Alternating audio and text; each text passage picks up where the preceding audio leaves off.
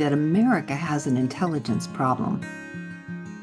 No, I'm not talking about the recent security breach on the Signal social networking platform, which was not so intelligent. I'm not talking about artificial intelligence, which can be intelligent or not. I'm not even talking about the dismantling of the Department of Education, which doesn't seem so intelligent. No, I'm worried that America's intelligence problem runs deeper. It's about how we define and use intelligence as a society. What is intelligence? Broadly speaking, it's the ability to acquire, understand, and apply knowledge and skills.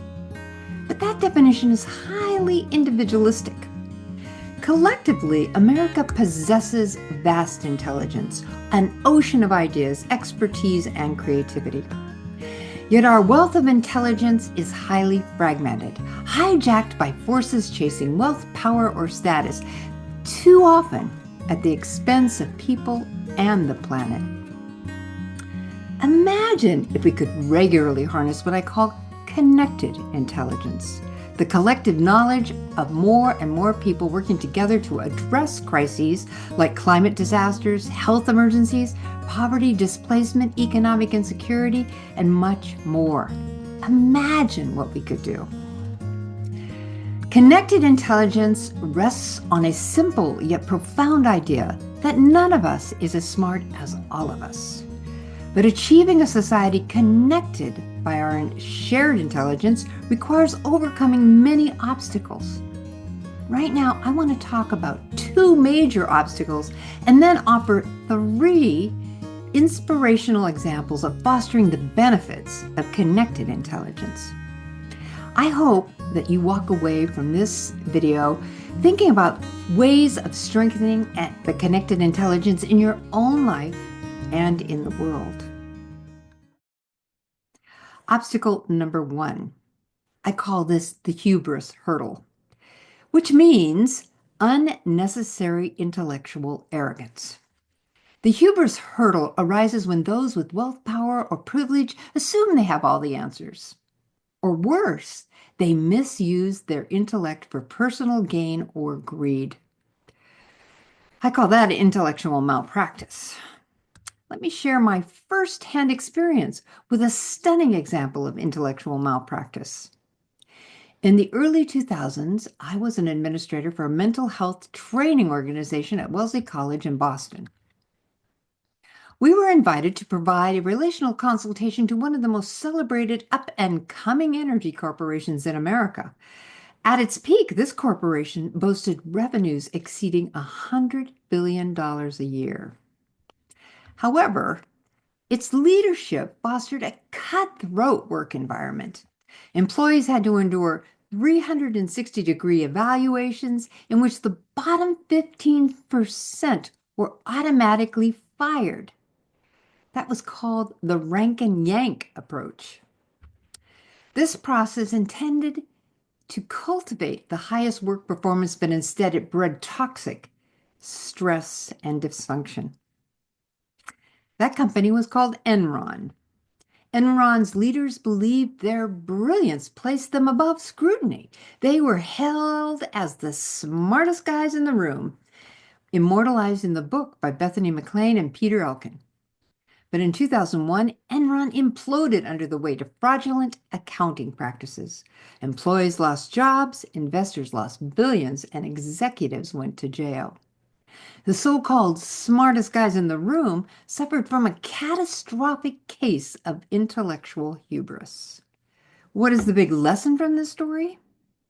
Oregon poet laureate William Stafford might say, "Success does not mean you did right."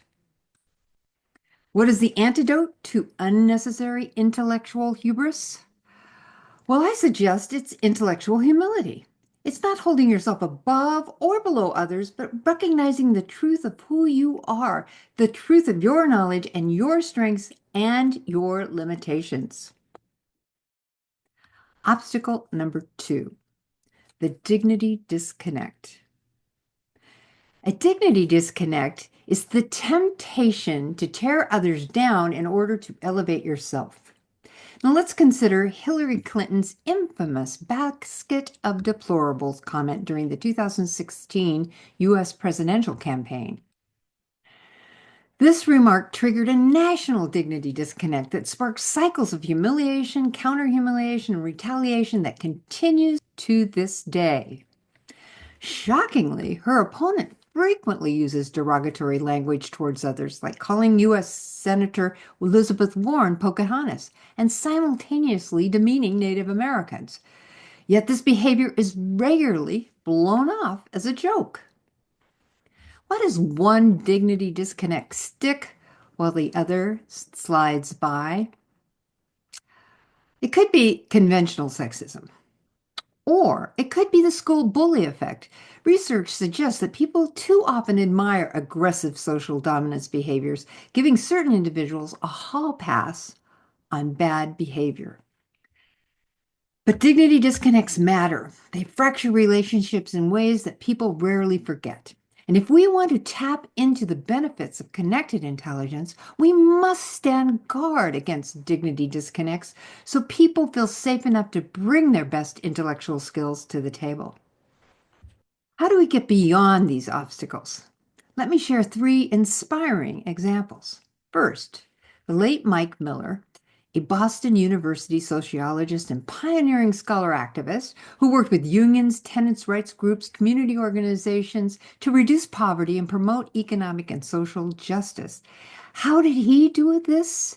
He excelled at dignifying dialogue, drawing out the best ideas from all involved. People would say that he made them feel smart, no matter what their background, experience, or education. Mike Miller wasn't concerned about who had the most advanced degree. He wanted to hear the best idea. He generated connected intelligence through dignifying dialogue. My second example is Carmen Hedaraka, a Maori oral historian I met in New Zealand in 2011. He would suggest that indigenous Maoris had the knowledge Westerners need to survive today. This knowledge was prioritizing the dignity of nature. New Zealand has been a global leader in granting the legal rights to natural entities, a concept deeply rooted in Maori culture. For example, recognizing the rights of rivers. Dignifying people and the planet is the connected intelligence we need today. And finally, the Human Dignity and Humiliation Studies community is a role model of connected intelligence through intellectual humility and dignifying dialogue. It is a transdisciplinary network that fosters mutual growth through shared learning and fluid expertise. Our community grows by supporting the growth of all involved. Our members contribute to dignifying dialogue on some of the most challenging topics of our time, with the ultimate goal to turn good ideas into positive action in the world. These are 3 examples that show that connected intelligence thrives when we prioritize humility, dignity, and collaboration. Friends, more than ever before, America and the world has immense potential to harness connected intelligence. But first, we must rise above the hurdles of intellectual hubris and dignity disconnects. None of us is as smart as all of us, and we can help each other bring our best ideas to the table. So this week, I invite you to notice and celebrate the connected intelligence you've created in your own life, such as participating in communities like the Human Dignity community. Let's work toward a future that benefits from connected intelligence.